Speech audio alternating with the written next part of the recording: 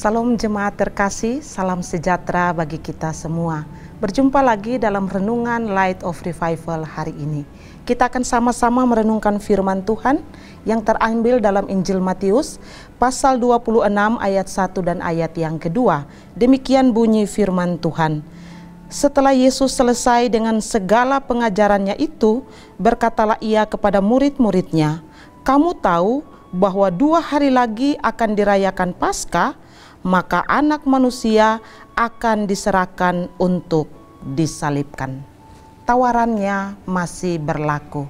Saudara yang terkasih dalam Tuhan Yesus Kristus, kalau kita memperhatikan di dalam bacaan kita tadi di ayat yang ke-1, dikatakan bahwa setelah Yesus selesai dengan segala pengajarannya.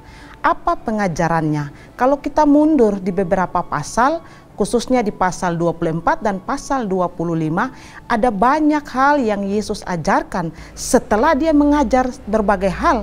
Kemudian di dalam ayat yang kedua dikatakan bahwa kamu ingat 2 hari lagi akan Paskah dan di sana Anak Manusia akan diserahkan dan disalibkan.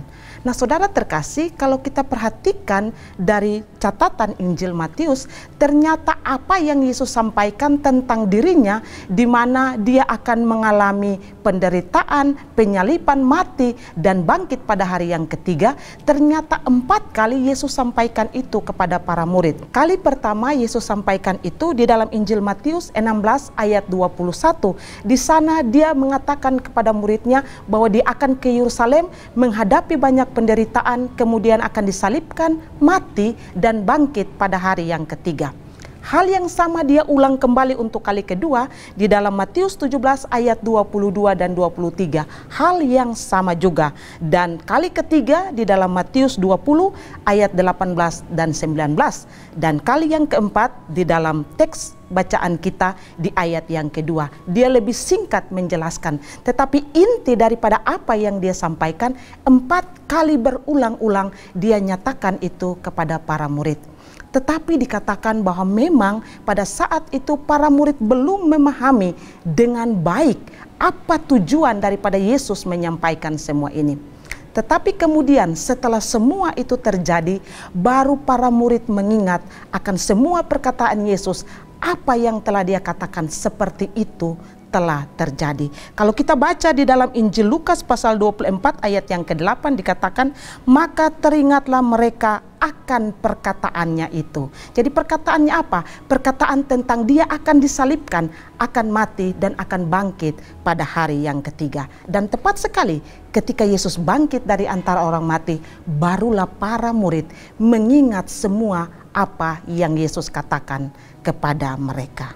Nah, saudara terkasih, yang Yesus katakan bahwa Anak Manusia akan diserahkan.